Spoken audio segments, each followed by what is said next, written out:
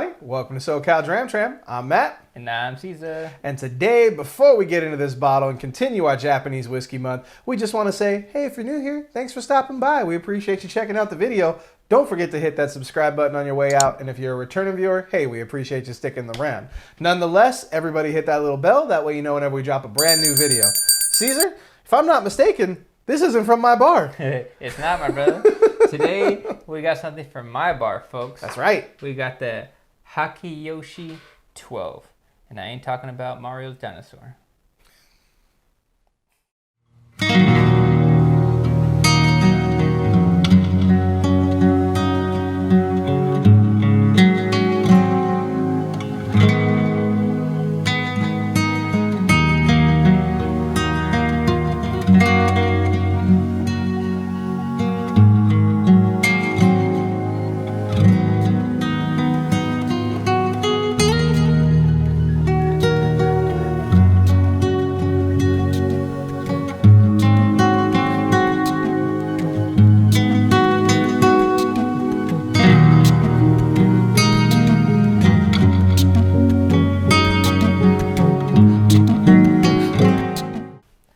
So guys, welcome back.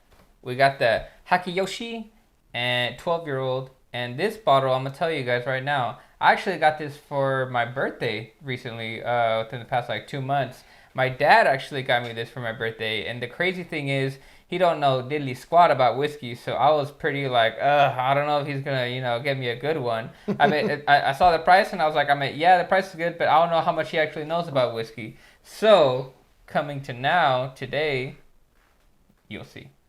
Let me tell you about it. So guys, this is actually a blended Scotch whiskey. Came from Scotland, and then it's mixed with Japanese whiskey from the Matsui Distillery.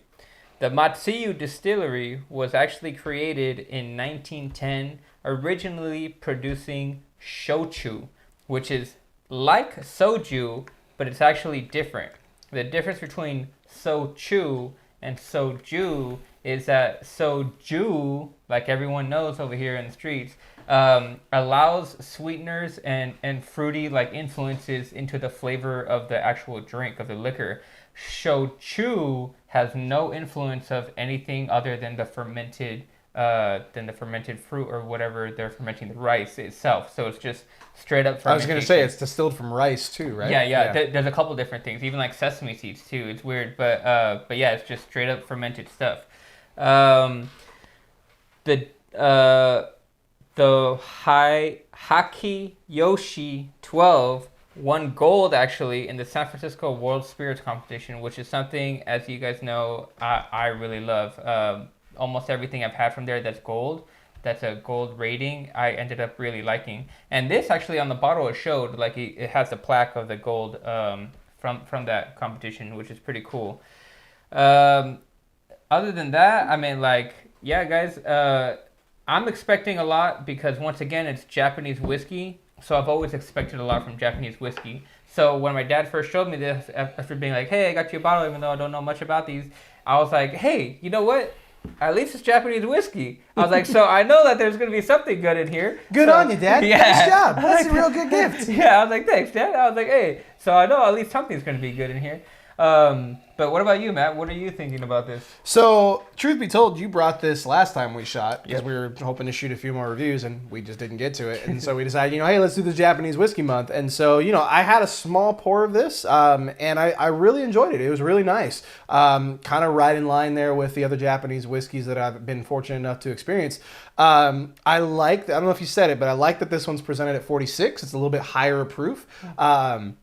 Whereas the other Japanese whiskeys we reviewed the Yamazaki 12. You can check that one up here. That was 43% ABV. And we also reviewed the Hibiki Japanese Harmony, which is a blended whiskey, which was also presented at 43%. Again, check that one out up here. And we really liked both of those, right? And so I'm excited to see what this one does at 46. I'm seeing if it still rides that delicate balance that Japanese whiskey tends to do. So I'm excited about it. Let's get into it. Yep. That was one of those, like, I said something and didn't know where we were going. Fruity. And definitely proofier. Like it's Yeah. getting a little bit more of that Yep, ethanol, definitely, like definitely. nail polish remover. Not so offensive where it's like young bourbon, right? Where it's like ho ho. Yeah. Like this is like it's just got a little bit more of like a swinging A cod. little more than the average Japanese Yeah. is really what it is. It's less than the regular average, but a little more than the average Japanese whiskey goes. And I like, truth be told, like when we sat down and really talked that we want to do Japanese Whiskey Month, one of the things that I was really trying to drive home for both of us is like when we do our research on this, we have to really make sure because there's not a lot of regulation around Japanese whiskey. Yeah. And so like we can tell you history, we can tell you who founded what and where and who did what when, but we can't always tell you exactly what's in this bottle. And this is actually one of them. Before we actually shot today off camera, it's like, Cesar's all, man, I know there's scotch in it, but I don't know what else is in this. I'm like, this is why we had to do our research. Yeah. So all the cards are on the table. Yeah, no, trust me, folks. I know it's a Scotch from Scotland, but that they mix into it, so it's a blended whiskey. But no matter how much I tried, I could not find what Scotch was in there, and that would have been cool to find. So if any of y'all know, leave it down in the comment, please. Or if y'all know how to get the information to that, please leave it down in the comment. Thank you very much. No one will. No one will. Many a shot. YouTubers have tried, and many YouTubers have failed. Spicy. Not like a pepper spice. There's like a allspice, like what am I looking for? Like allspice berries, like not cardamom, but like a turmeric spice. Interestingly enough, like Indian spices. Like I'm thinking like a curry spice to it. But there's also a really nice layer of fruit in there.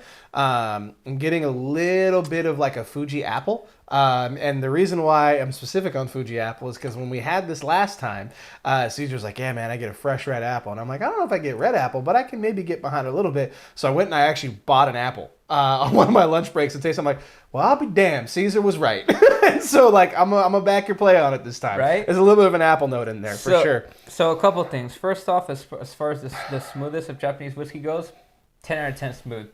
Just how I expect it, just how I like it, right? As far as flavor goes, I think this has more flavor than the last two that we've had. So so in other words, I think it's like pretty much getting your money's worth. And as far as the flavor goes, just like Matt said, I feel like when I first had it, it tasted, almost reminded me of, to be honest, it's a fresh red apple, but with a light, very like touch sparkle hint of smoke at the end.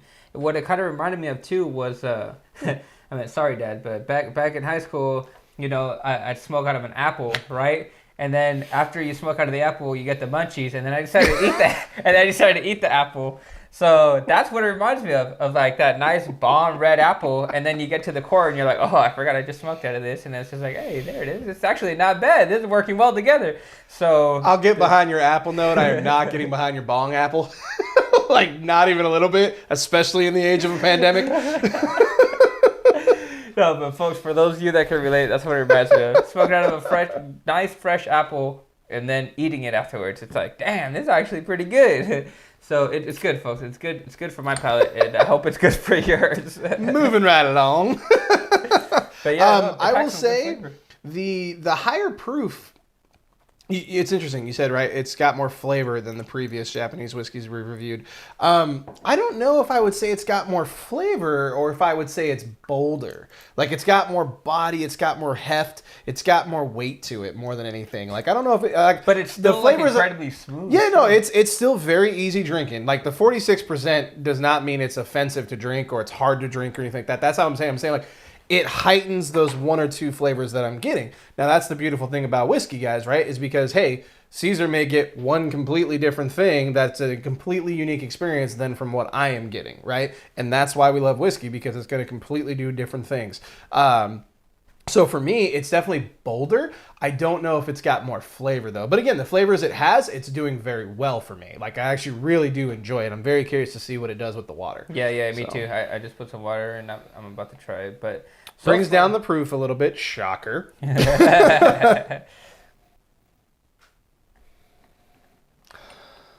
Still a little ethanol-y, though.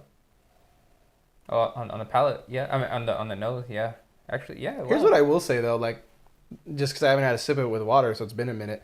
The finish is sticking with me. Like it's definitely got that. When you like sit through like some beef jerky and like you still got like the jerky burps for a little bit. Like, I'm not saying the flavor is beef jerky, but I'm saying like that experience of like sticking with you. It's got a little bit of that kind of similar experience. So, have you had it with the water? Yeah, it brought a tad bit of pepper. So this one, I would say 100% neat. Because the forefront flavors are still original, like as if there was no water. But then as it's going, like as it's done and you've already swallowed it and the air's coming in, it's like the more air that comes in, a little bit more pepper comes in too. Sorry, had a very unique experience there. I kind of was swishing around, and a little bit went down the throat while the rest of it stayed in my in the front palate.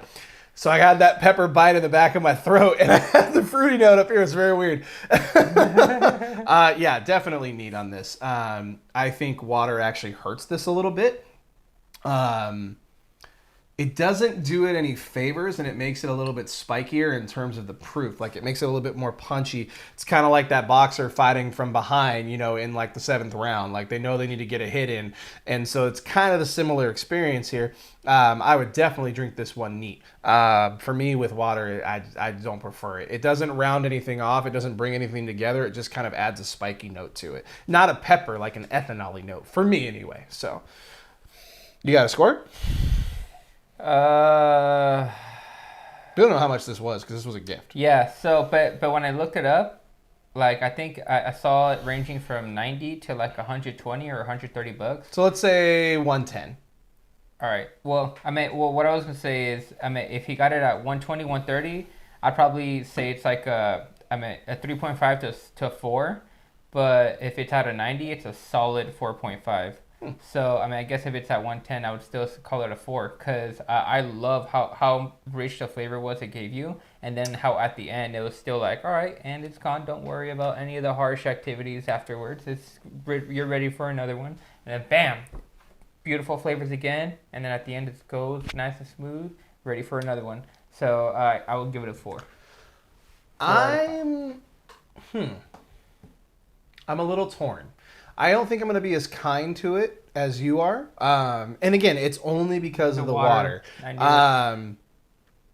So I like the higher proof, especially in a Japanese whiskey, because most of the whiskeys that I see on the shelf are going to be 43, right? 43 or 40. So I like that they give you more booze for your buck, but here I don't know with the water, which you would think higher proof, it could hold the water, it's going to hold up. So for me, I'm going to go at, let's say 110, because just to be fair, we're going to average it out. I'm going to say it's a 3. It's still a respectable rating. I would still drink it. I would never snuff my nose to it or anything like that. And I would actually probably buy a bottle of this for myself. Like, I wouldn't be opposed to owning it.